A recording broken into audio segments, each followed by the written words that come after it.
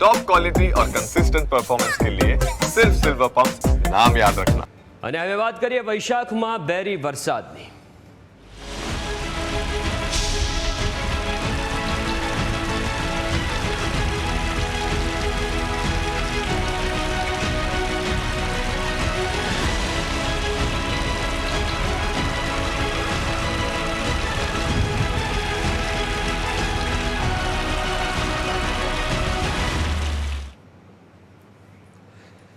તો આ અણધારી આફત આવી છે। વૈશાખમાં જે વરસાદ છે વેરી બન્યો છે ને છેલ્લા 24 કલાકમાં ગુજરાતભરના મોટા ભાગના હિસ્સાઓમાં વરસાદ વરસ્યો છે। ત્યારે આ દ્રશ્યના મારફતેથી આપણે સમજીશું કે કયા વિસ્તારમાં કેવી સ્થિતિ સર્જાઈ હતી, શું નુકસાન થયું હતું, કેવો પવન ફૂંકાયો હતો। આ તસવીરો તમે જોઈ શકો છો અણધારી આફતની। ગઈકાલે સવારથી જ વાતાવરણમાં બદલાવ આવ્યો હતો, વાદળછાયું વાતાવરણ હતું અને અચાનક જ પવન ફૂંકાવાની શરૂઆત થઈ ગઈ હતી। સાંજ પડતા અમદાવાદ સહિત અનેક વિસ્તારોમાં ભારે પવન ફૂંકાયો હતો અને કંઈક આવી સ્થિતિ સર્જાઈ હતી। ભારે પવન ફૂંકાવાને કારણે ધૂળની ડમરીઓ ઉડી હતી અને વિઝિબિલિટી એકદમ ઓછી થઈ ગઈ હતી। અમદાવાદમાં સવારથી 5 વાગ્યા સુધી એવી સ્થિતિ હતી કે વાદળછાયું વાતાવરણ હતું, લોકોને એવું હતું કે વરસાદ થશે, પણ 5, 5:30 પછી અચાનક જ ભારે પવન ફૂંકાવાની શરૂઆત થઈ અને આ તસવીરો તમે જોઈ શકો છો। અમદાવાદ સહિત અન્ય જિલ્લાના વિઝ્યુઅલ્સ પણ આ છે, જેમાં ભારે પવન ફૂંકાયો હતો, ગાજવીજ સાથે વરસાદ વરસ્યો હતો અને ધૂળની ડમરીઓ ઉડી હતી। 40 થી 50 કિલોમીટર પ્રતિ કલાકની ઝડપે અમુક જગ્યાએ પવન ફૂંકાયો હતો। આ તસવીરો તમે જુઓ। કેટલાક ભાગમાં, ખાસ કરીને ઉત્તર ગુજરાતના કેટલાક ભાગમાં, દક્ષિણ ગુજરાતના ભાગમાં અને સૌરાષ્ટ્રમાં કરા સાથે વરસાદ પડ્યો હતો। બનાસકાંઠાની જો વાત કરીએ તો બનાસકાંઠાના કેટલાક વિસ્તારમાં અને સુરેન્દ્રનગરના કેટલાક વિસ્તારમાં કંઈક આવી સ્થિતિ સર્જાઈ હતી। કરા સાથે વરસાદ વરસ્યો હતો। રાજસ્થાનમાં જે વેસ્ટર્ન ડિસ્ટર્બન્સ છે એના કારણે અને ખાસ કરીને પાકિસ્તાનના સિંધ પ્રાંતમાં અને જે બાજુ જે વેસ્ટર્ન ડિસ્ટર્બન્સ સર્જાયું, જે આગળ વધ્યું રાજસ્થાન તરફ આવ્યું ને એના કારણે ગુજરાતમાં ભર ઉનાળે આવી સ્થિતિ સર્જાઈ છે। આ જુઓ, આ તમે જોઈ શકો છો। લગ્ન સિઝન હોવાના કારણે મંડપો પણ બંધાયા હતા, પણ વાતાવરણમાં એવો પલટો આવ્યો, એવો પવન ફૂંકાયો કે લોકોને નુકસાન સહેવું પડ્યું। ખાસ કરીને જે લગ્નનું આયોજન કરવામાં આવ્યું હતું ત્યાં મંડપો ઉડી ગયા હતા। એટલું જ નહીં, ખેડૂતોને નુકસાન સહન કરવાનો વારો આવ્યો હતો। તમને આ વિઝ્યુઅલ જોઈને એવું લાગતું હશે કે આ તો ચોમાસાના દ્રશ્યો છે, પણ આ ચોમાસાના નહીં, આ ગઈકાલના દ્રશ્યો છે। ગઈકાલે જે સ્થિતિ સર્જાઈ હતી, રસ્તા ઉપર પાણી થઈ ગયું હતું, એવો વરસાદ વરસ્યો હતો। નોર્મલી આવી સ્થિતિ ભર ચોમાસે સર્જાતી હોય છે, આ ભર ઉનાળે સર્જાઈ હતી। આ તસવીરો તમે જોઈ શકો છો।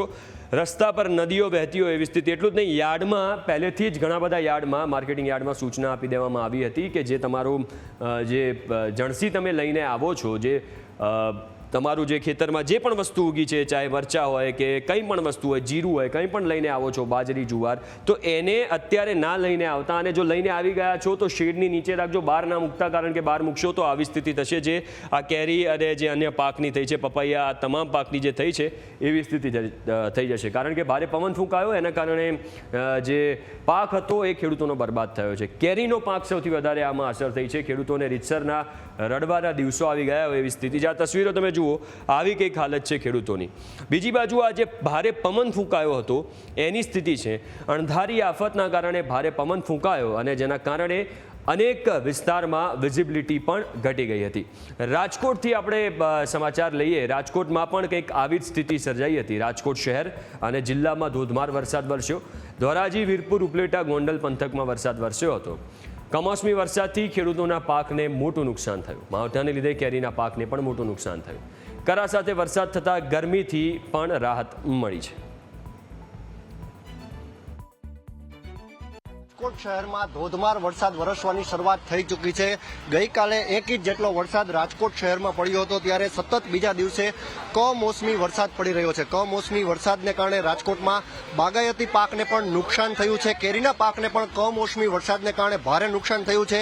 ખાસ કરીને રાજકોટ જિલ્લાની જો વાત કરવામાં આવે તો વાજરીગઢ ગામમાં આંબાના પાકને ભારે નુકસાન થવા પામ્યું છે, સાથે તલ અને મગના પાકને પણ નુકસાન થયું છે। કમોસમી વરસાદને કારણે સૂકો ચારો પણ અત્યારે પલળી ગયો છે અને બારે અત્યારે માસ મહેનત કરનાર ખેડૂતો પર જાણે આભ ફાટી પડ્યું હોય અને સાથે પડિયા પર પાટું માર્યું હોય તે પ્રકારની સ્થિતિ અત્યારે ખેડૂતોની થઈ છે. રાજકોટ જિલ્લાની જો વાત કરવામાં આવે તો ગોંડલ, વીરપુર, જેતપુર, ધોરાજી અને ઉપલેટા પંથકમાં અત્યારે કમોસમી વરસાદ પડી રહ્યો છે.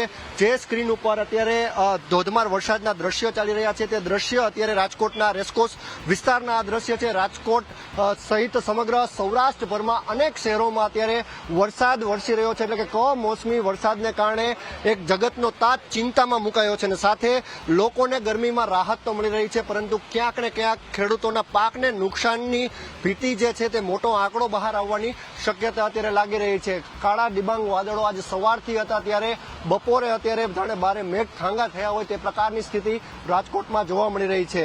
ખાસ લોકોને પણ એક અનુરોધ કરવામાં આવી રહ્યો છે કે ભારે વરસાદ જો વરસે તો નીચાણવાળા વિસ્તારોથી દૂર રહેશો. હાલ તો અત્યારે રાજકોટના યાજ્ઞિક રોડ, અમીન માર્ગ અને રૈયા રોડ સહિતના અનેક વિસ્તારોમાં રાજમાર્ગોમાં પાણી ભરાયા છે, ત્યારે ખેડૂતોને એક અપીલ કરવામાં આવી રહી છે, ખાસ તમારો પાક છે તે ઢાંકીને રાખજો અને યાર્ડમાં તમામ પ્રકારની વ્યવસ્થા અત્યારે કરી દેવામાં આવી છે. અને યાર્ડમાં જો ખુલ્લો પાક હોય તો હજુ સુધી તેને જો જે ડોમમાં ન રાખ્યો હોય તો તેને પણ ડોમમાં રાખવા માટે થઈને પણ ખેડૂતોને અપીલ કરવામાં આવી છે.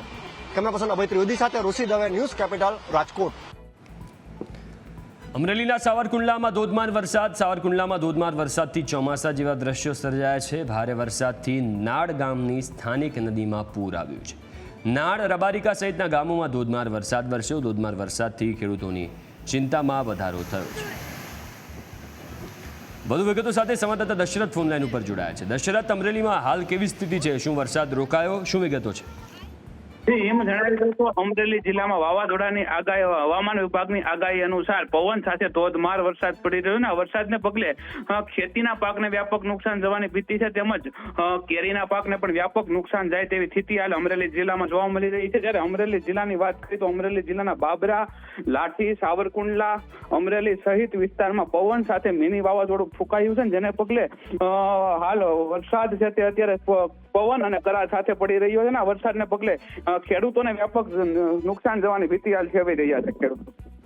બિલકુલ, આભાર દશરથ વિગતો આપવા માટે.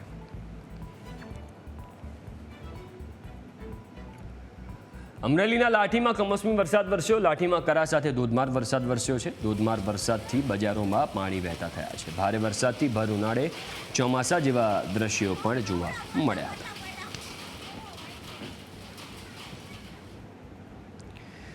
સતત બીજા દિવસે નવસારીમાં ધોધમાર વરસાદ વરસ્યો. ભર ઉનાળે માવઠાની આફતથી ખેડૂતો ચિંતાતુર બન્યા છે. માવઠાથી ડાંગરના ઊભા પાકને નુકસાનની ભીતિ છે. ભારે પવન સાથે વરસાદથી અનેક સ્થળે પતરા પણ ઉડ્યા અને ભારે પવન ફૂંકાયો હતો, જેના કારણે નુકસાન પણ અનેક જગ્યાએ થયું છે. દાહોદમાં પણ ભારે પવન સાથે વરસાદ વરસ્યો છે. દાહોદ શહેર અને ગ્રામ્ય વિસ્તારમાં વરસાદ વરસ્યો. કમોસમી વરસાદથી ખેડૂતોની ચિંતા વધી છે. દાહોદમાં ઠેર ઠેર લગ્નમાં માવઠાનું વિઘ્ન જોવા મળ્યું. ભર ઉનાળે ચોમાસા જેવા દ્રશ્યો સર્જાતા લોકોને હાલાકી ભોગવવાનો વારો આવ્યો હતો.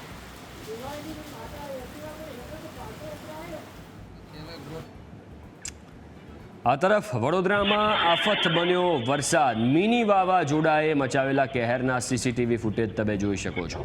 સોમા તળાવ પાસેના દર્શનમ સ્ક્રોડ કોમ્પ્લેક્સના સીસીટીવી છે. કોમ્પ્લેક્સની બહાર ઉભેલા રિક્ષા ચાલક પર કાચનો ગ્લાસ પડતા તેનું મોત થયું હતું, જેની આ તસવીરો છે. રિક્ષા ચાલક ગંભીર રીતે ઇજાગ્રસ્ત થયો હતો અને તેને દાખલ કરવામાં આવ્યો. સારવાર દરમિયાન રિક્ષા ચાલકનું મોત થયું હતું.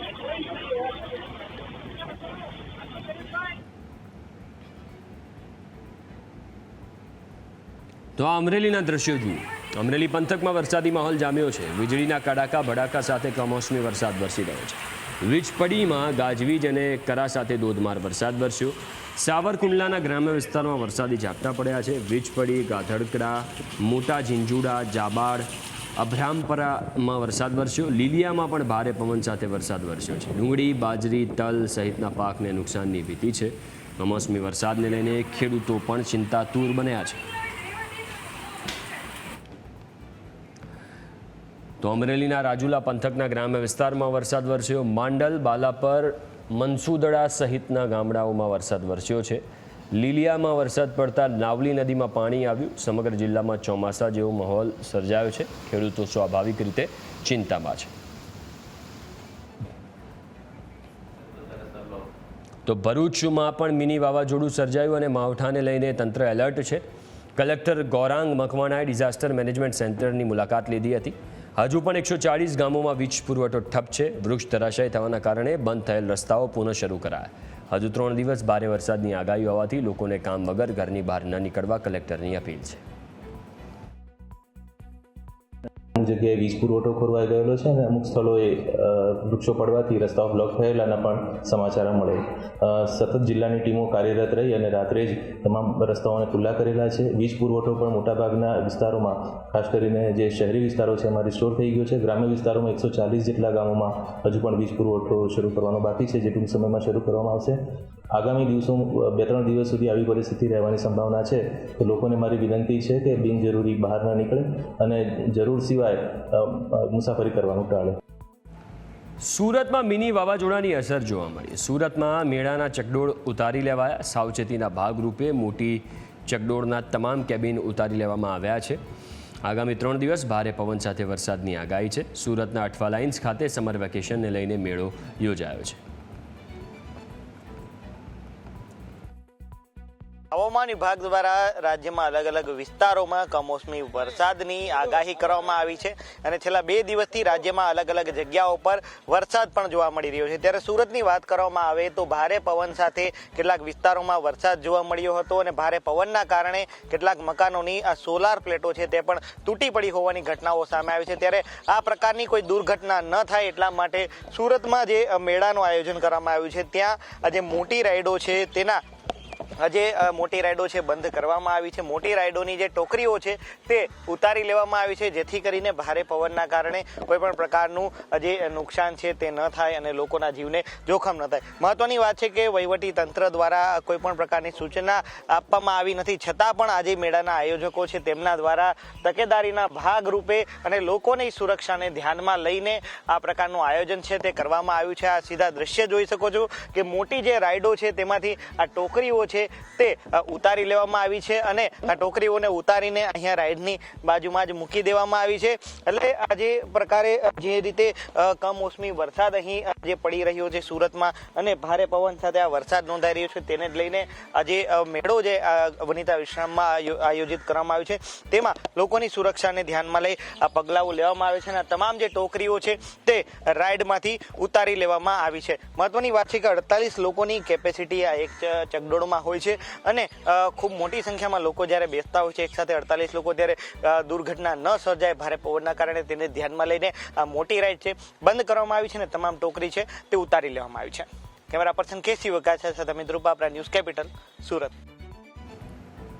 ગુજરાતમાં વરસેલા વરસાદની અસર રેલ વ્યવહારમાં થઈ. તેજ પવનને કારણે રેલ વ્યવહાર ખોરવાયો. વડોદરા ડિવિઝનલ રેલ વ્યવહાર ખોરવાયો હતો. આણંદ, નડિયાદ, ભરૂચ, પાલજ વચ્ચે વૃક્ષ ધરાશાયી થયું હતું. વૃક્ષો પડવાથી ઘણી બધી ટ્રેનોને અસર થઈ હતી. 3 મેમુ ગાડીને કેન્સલ કરવામાં આવી છે. આણંદ નડિયાદની વચ્ચે અને ભરૂચ અને પાલજની વચ્ચે જે ઓવરહેડ વાયર ઇક્વિપમેન્ટ હોય છે એની ઉપર અપ એન્ડ ડાઉન લાઇન પર ઝાડ પડ્યા હતા અને જે ઓવેચી જે છે બ્રેકડાઉન થઈ ગયું હતું. એને કારણે ઘણી બધી ગાડી જો છે એ રેગ્યુલેટ થઈ છે. હમણાં હજી સુધી ફક્ત 3 જ ગાડીને મેમુ ગાડીને કેન્સલ કરવામાં આવી છે. જે બડોદરા વટવા છે એ ગાડી કેન્સલ કરવામાં આવી છે અને કાલથી લઈને આજ સુધીમાં વાત કરીએ તો 25 થી 30 ગાડીઓ રેગ્યુલેટ કરવામાં આવી છે. જેનું હવામાન ખાતાનું જે પણ ફોરકાસ્ટ છે એને લઈને એસએનટી ડિપાર્ટમેન્ટ છે, ટીઆરડી ડિપાર્ટમેન્ટ છે, એન્જિનિયરિંગ ડિપાર્ટમેન્ટ છે કે અલર્ટ રહેવાનું કીધું છે અને કોઈ પણ જેવી કોઈ લૂઝ શીટ હોય કે કોઈ એવા કોઈ લૂઝ છાપરા હોય તો એને ચેક કરીને એને પાછું રિપેર કરવા માટેના આદેશ પણ આપી દીધા છે.